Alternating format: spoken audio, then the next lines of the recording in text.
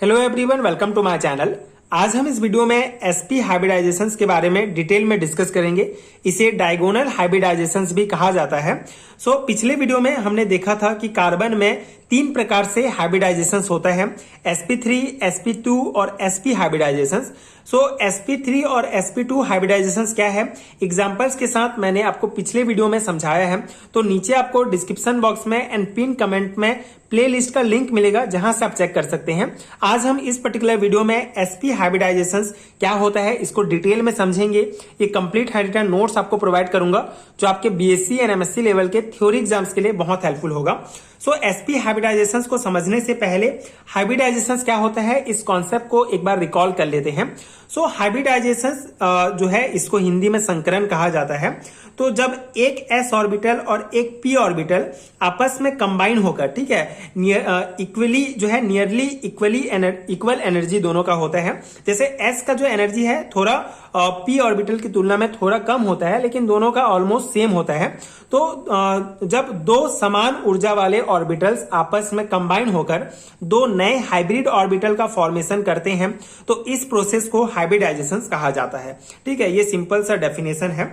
हाइब्रिडाइजेशंस का मतलब ही होता है मिक्सचर। ठीक है, तो मिक्सचर ऑफ एटॉमिक ऑर्बिटल आप बोल सकते हैं। तो जब दो एटॉमिक ऑर्बिटल आपस में मिक्स होकर नए हाइब्रिड ऑर्बिटल का फॉर्मेशन करते हैं, तो उस प्रोसेस को हाइब्रिडाइजेशंस कहा जाता है।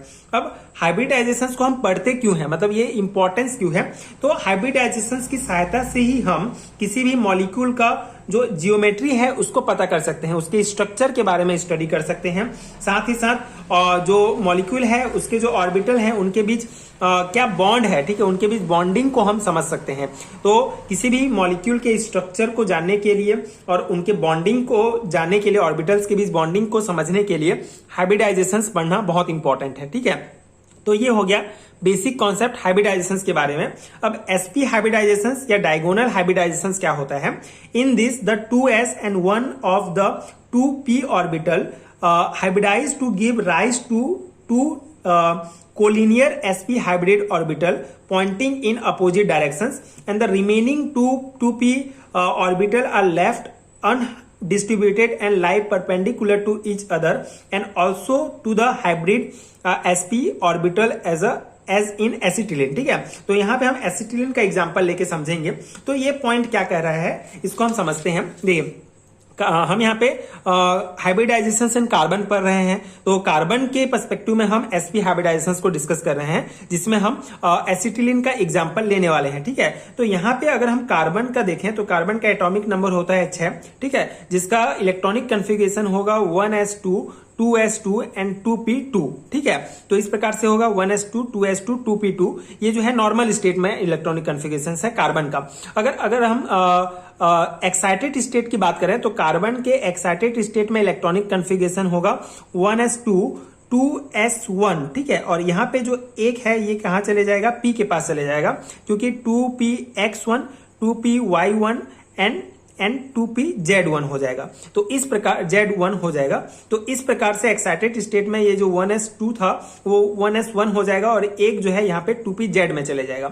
तो यहाँ पे हम sp हाइब्रिडाइजेशंस डिस्कस कर रहे हैं, तो इसमें एक s और एक p ऑर्बिटल ही पार्टिसिपेट करेगा। ठीक है, यहाँ पे आप डायग्राम, ये बेसिक कॉन्सेप्ट हो गया कि एक s और एक p, मतलब कि 2px जो ऑर्बिटल है यही पार्टिसिपेट करेगा, और sp ऑर्बिटल sp हाइब्रिडाइजेशंस का प्रोसेस होगा।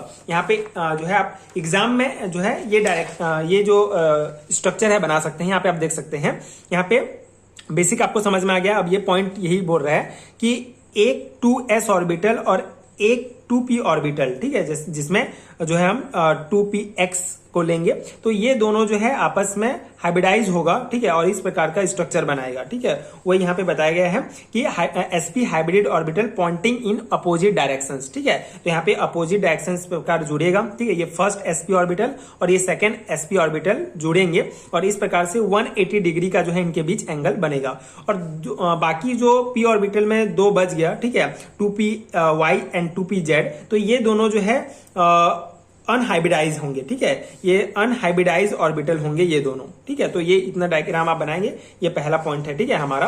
एंड सेकंड है the sp hybridizations explain the formation of acetylene molecule as a result of sp hybridizations there are two sp hybrid orbital and two undistributed 2p orbital 2py and 2pz, ठीक है, जो हमने समझा वही है।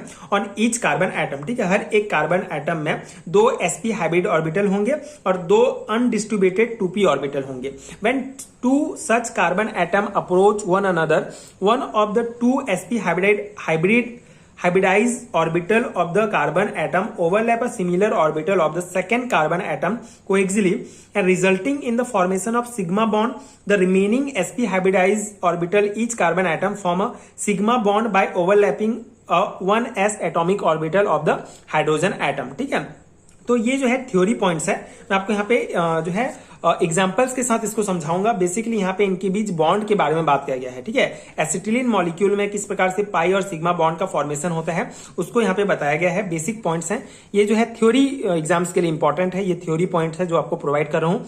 Basically ये आप अपने बीएससी एंड एमएससी लेवल के थ्योरी एग्जाम्स में लिख सकते हैं। बाकी आपको अगर कॉन्सेप्ट समझ में आ गया तो ये सब आप अपने से भी लिख सकते हैं।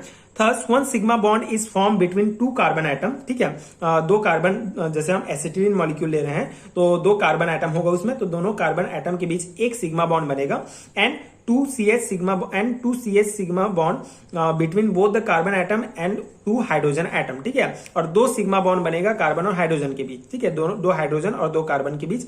And each carbon atom is still left with two unhybridized 2p 2py and 2pz orbital which are perpendicular to the two sigma bond and one close approach of the two carbon atoms, the two unhybridized 2p orbital of one carbon atom partially overlap, side wise overlapping होगा जो दो unhybridised 2p orbitals हैं, ठीक है, उसको हम diagram में और समझेंगे। And the similar orbital of the second carbon atom forming 2 pi bond, thus a molecule of acetylene contain 3 sigma bond, 1 cc bond and 2 ch bond and 2 pi bond, ठीक है, and the 2 carbon atom are thus joined to each other by 1 sigma bond and 2 pi bond, ठीक है। So a triple bond is acetylene is constitute by the 2 pi bond and 1 sigma bond, ठीक है। तो ये पूरा bond के बारे में समझाया गया है, यहाँ पे मैं आपको डायग्राम में समझा देता हूँ, ठीक है। ये एसिटिलीन मॉलिक्यूल का स्ट्रक्चर है, ठीक है। तो यहाँ पे सिंपल सा है, देख सकते हैं दो कार्बन एटम आपस में जब बॉन्ड बनाएंगे, ठीक है, तो इनके बीच जो है एक सिग्मा बॉन्ड होगा और कार्बन और हाइड्रोजन जब जुड़ेंगे तो इसमें भी एक सिग्मा बॉन्ड होगा, यहाँ भी एक सिग्मा बॉन्ड होगा और यहाँ पे दो हमारे जो अनहाइब्रिडाइज ऑर्बिटल हैं, ठीक है, यहाँ पे आप देख सकते हैं ये 2pz और ये py, तो इनके बीच जो है ये साइड वाइज ओवरलैप होंगे, ठीक है, इस प्रकार से साइड वाइज ओवरलैप होंगे और इनके बीच पाई बॉन्ड का फॉर्मेशन होगा, ठीक है। तो वही बताया गया है कि एसिटिलीन मॉलिक्यूल में जो है 2 पाई बॉन्ड होगा और 3 सिग्मा बॉन्ड होगा, ठीक है, एक बॉन्ड CC के बीच बनेगा और 2 सिग्मा बॉन्ड जो है CH के बीच बनेगा। तो ये जो है बेसिक बॉन्ड्स के बारे में बताया गया है, आई होप आपको समझ में आ गया होगा। तो ये बेसिक कॉन्सेप्ट है। And the electron density in the acetylene molecule attains cylindrical symmetry, example the molecule become planar and linear with bond angle 180 degree, ठीक है। तो इनके बीच जो बॉन्ड एंगल बनेगा, ठीक है, sp ऑर्बिटल और sp ऑर्बिटल के बीच ये 180 डिग्री का होगा और एसिटिलीन के बारे में बात किया गया है, तो एसिटिलीन भी जो है एसिटिलीन मॉलिक्यूल में भी sp हाइब्रिडाइजेशन हो रहा है, तो इनका जो स्ट्रक्चर होगा वो प्लानर या लीनियर होगा और इनके बीच 180 डिग्री का बॉन्ड एंगल होगा। तो ये sp हाइब्रिडाइजेशन का कॉन्सेप्ट है, आई होप आपको समझ में आ गया होगा। एंड ये बेसिक हैंड रिटन नोट्स है जो आपके एग्जाम प्रिपरेशन के लिए आई होप की हेल्पफुल हो। इसके अलावा अगर आपको बीएससी एंड एमएससी लेवल के सेमेस्टर एग्जाम्स के लिए हैंड रिटन नोट्स चाहिए केमिस्ट्री के, तो नीचे आपको डिस्क्रिप्शन बॉक्स में पिन कमेंट में लिंक मिलेगा, वहां से आप चेक कर सकते हैं। एंड आप स्क्रीन पर दिख रहे व्हाट्सएप नंबर में भी मुझे कांटेक्ट कर सकते हैं। नोट्स पेड है तो आपको सर्टेन अमाउंट पे करना पड़ेगा, उसके बाद आपको नोट्स प्रोवाइड होगा जो डेफिनेटली आपके एग्जाम प्रिपरेशन के लिए बहुत ज्यादा हेल्पफुल होगा। एंड अगर वीडियो हेल्पफुल है तो आगे के वीडियोस देखने के लिए प्लीज चैनल के साथ जुड़े रहिए। Thank you so much for watching.